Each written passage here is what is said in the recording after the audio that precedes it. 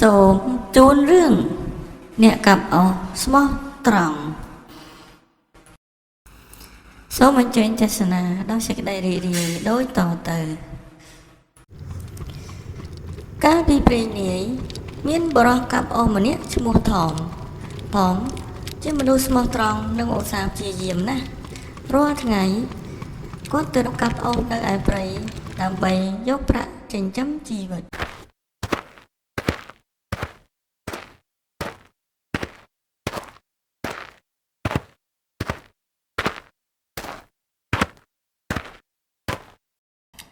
រាល់ថ្ងៃថមក្រោកពីព្រលឹមរៀបចំឧបករណ៍ហើយចូលព្រៃដើម្បីកាប់អុស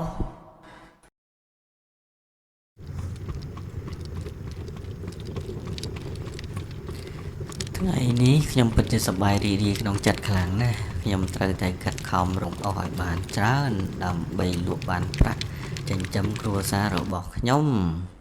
តើថ្ងៃមួយពេលគាត់កំពុងកាប់អុសនៅមាត់ទន្លេ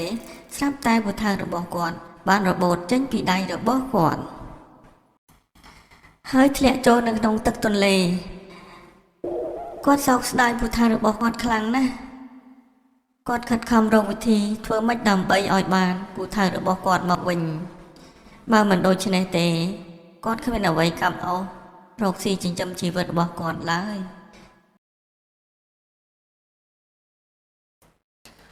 អោព្រះអើយពូថៅរបស់ខ្ញុំធ្លាក់ចូលក្នុងទឹកទន្លេបាត់ហើយតើឲ្យខ្ញុំធ្វើដូចម្ដេចទៅសូមព្រះជាម្ចាស់ជួយខ្ញុំផង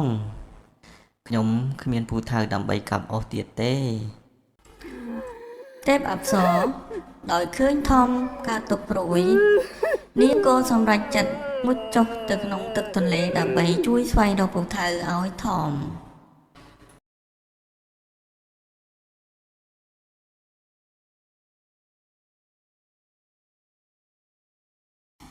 តើហេតុអ្វីបានជាលោកពូកើតទុកយ៉ាងដូចនេះលោកពូដោយសារពូថៅខ្ញុំត្រូវបានជ្រុះចូលក្នុងទឹកទន្លេបាត់ហើយសូមទេពអប្សរជួយរកឲ្យខ្ញុំផងមិនអីទេពូសូមពូកុំព្រួយចាំខ្ញុំរកឲ្យពូចាំខ្ញុំនៅទីនេះសិនហើយណាលោកពូ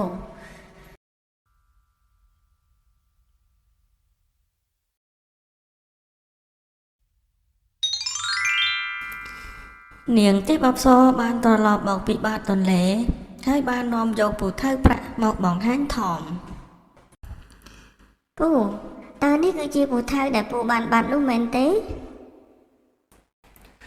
មិនមែនទេទេពអប្សរពូថៅដែលខ្ញុំបានបាត់នោះមិនមែនអញ្ចឹងទេអញ្ចឹងពូចាំនៅទីនេះសិនហើយចាំខ្ញុំច្រមុជចុះទៅរកមើលឲ្យទៀត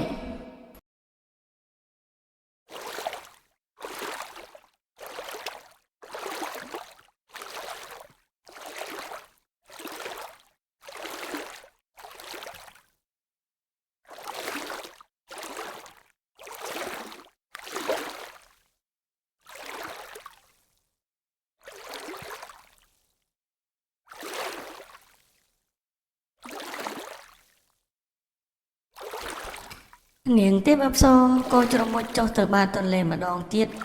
ហើយក៏បានរើសយកពូថៅមាសដើម្បីយកទៅបង្ហាញថម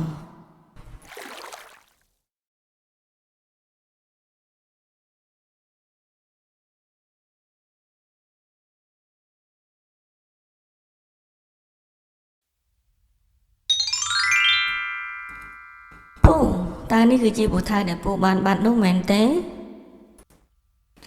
មិនមែនទេពូថៅដែលខ្ញុំបានបាត់នោះគឺមិនមែនរូបរាងអញ្ចឹងទេអញ្ចឹងពូចាំខ្ញុំនៅទីនេះសិនហើយខ្ញុំច្រមុជទៅបាតទន្លេដើម្បីស្វែងរកពូថៅឲ្យពូទៀត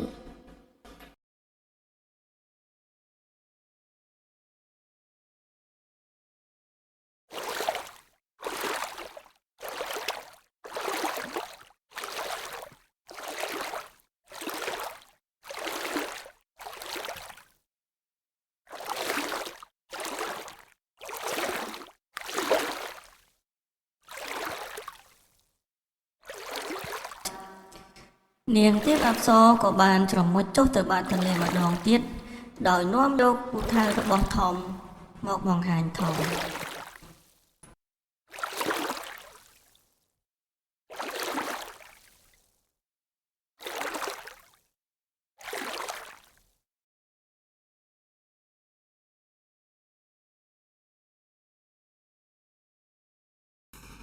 តើនេះគឺជាពូថៅរបស់ពូដែលបានបាត់នោះមែនទេ ត្រូវហើយទេពអប្សរនេះគឺជាពូថៅដែលខ្ញុំបាត់នោះមែនខ្ញុំពិតជារីករាយខ្លាំងណាស់ ខ្ញុំសូមពូថៅរបស់ខ្ញុំវិញមកសូមអរគុណទេពអប្សរច្រើនហើយដែលបានរកពូថៅខ្ញុំឃើញ ដោយធំមានភាពស្មោះត្រង់មិនកុហកវិវេនាងទេពអប្សរក៏បានប្រគល់ពូថៅទាំង3ដល់ធំជារង្វាន់ សូមពូទទួលយកពូថៅទាំង3នេះចុះវាជារបស់ពូហើយដែលជារង្វាន់សម្រាប់សេចក្តីស្មោះត្រង់របស់ពូ ធំបានទទួលពូថៅទាំង3ពីនាងទេពអប្សរហើយបានថ្លែងអំណរគុណជាខ្លាំងដល់នាងទេពអប្សរ ខ្ញុំសូមអរគុណខ្លាំងណាស់ដល់នាងទេពអប្សរដែលបានប្រគល់ពូថៅមាសពូថៅប្រាក់មកដល់ខ្ញុំសូមសន្យាថានឹងប្រព្រឹត្តតែសេចក្តីស្មោះត្រង់មិនកុហកវិវេដើម្បីផលប្រយោជន៍ផ្ទាល់ខ្លួនឡើយសូមនាងទេពអប្សរជឿខ្ញុំចុះ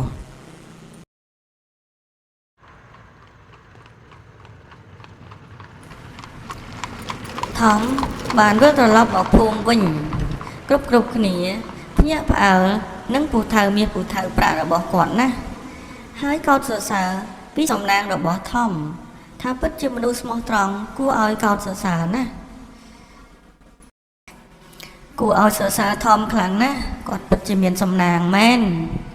ហើយធំក៏ជាមនុស្សដ៏ស្មោះត្រង់បំផុតដែរហេតុដូច្នេះហើយបានជាគាត់បានទទួលរង្វាន់ពូថៅមាសពូថៅប្រាក់យ៉ាងនេះយើងគ្រប់គ្នាគួរតែធ្វើអំពើល្អសេចក្តីស្មោះត្រង់តាមធំទៅបានដោយឃើញសំណាងរបស់ធំចែកក៏បានសម្រេចចិត្តសាកល្បងធ្វើដូចធំដែរក្រែងលោបានពូថៅមាសពូថៅប្រាក់ដូចធំ ខ្ញុំក៏អាចធ្វើបានដែរខ្ញុំនឹងចូលព្រៃទៅកាប់អុសដើម្បីបញ្ឆោតនាងទេពអប្សរឲ្យប្រគល់ពូថៅមាសពូថៅប្រាក់មកឲ្យខ្ញុំឲ្យទាល់តែបានចាំមើលចុះ ពេលទៅដល់ក្នុងព្រៃចែកធ្វើជាកាប់អុសហើយធ្វើជាជ្រូកពូថៅចូលទៅក្នុងទន្លេ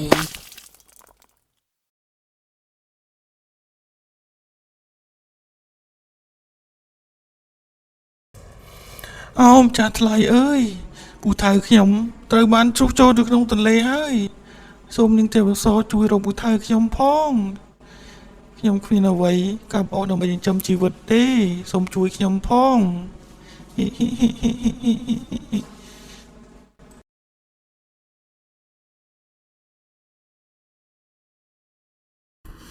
មានរឿងអ្វីបានជាពូយំខ្លាំងយ៉ាងនេះពូ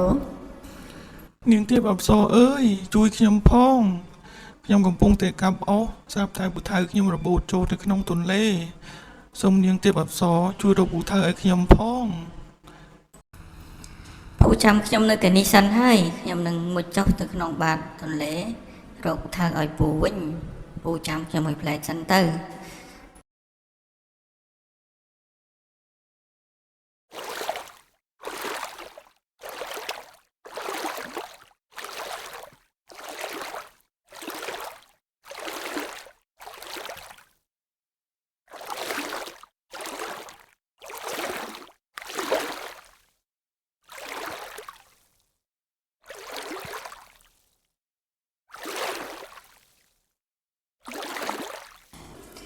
នាងទេពអប្សរ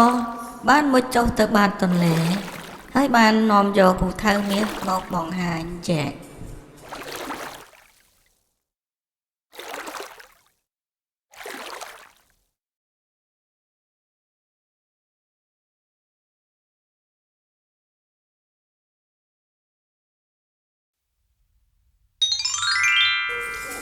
នាងទេពអប្សរក៏បានផុសចេញពីបាតទន្លេ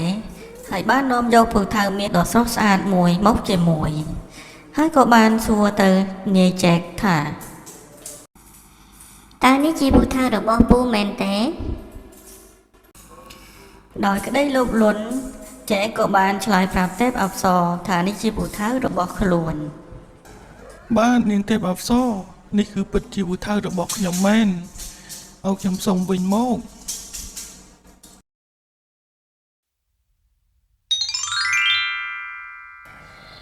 ពូមិនបានទទួលរង្វាន់អ្វីទេព្រោះអ្វីដែលពូបានប្រាប់ខ្ញុំគឺជាពាក្យពុតកុហកតាមពិតនេះជាពូថៅរបស់ពូមិនមែនជាពូថៅមាសទេដូច្នេះសូមពូត្រឡប់ទៅវិញចុះខ្ញុំមិនបានប្រគល់រង្វាន់អ្វីឲ្យពូទេ ឲ្យខ្ញុំសូមទោសផងនាងទេពអប្សរដែលខ្ញុំបាននិយាយកុហកថាពូថៅដៃរបស់ខ្ញុំជាពូថៅមាសខ្ញុំសូមសន្យាចាប់ពីថ្ងៃនេះតទៅខ្ញុំលែងនិយាយភូនកុហកបោកប្រាស់អ្នកដទៃដើម្បីតែផលប្រយោជន៍ផ្ទាល់ខ្លួនរបស់ខ្ញុំទៀតហើយខ្ញុំសូម រឿងអ្នកកាប់អស់ស្មោះត្រង់ចប់តែត្រឹមនេះសូមអរគុណសម្រាប់ការតាមដានទស្សនារបស់អស់លោកអ្នកសូមជួយ like និង Subscribe ដើម្បីទទួលបានវីដេអូថ្មីៗបន្តទៀតសូមអរគុណ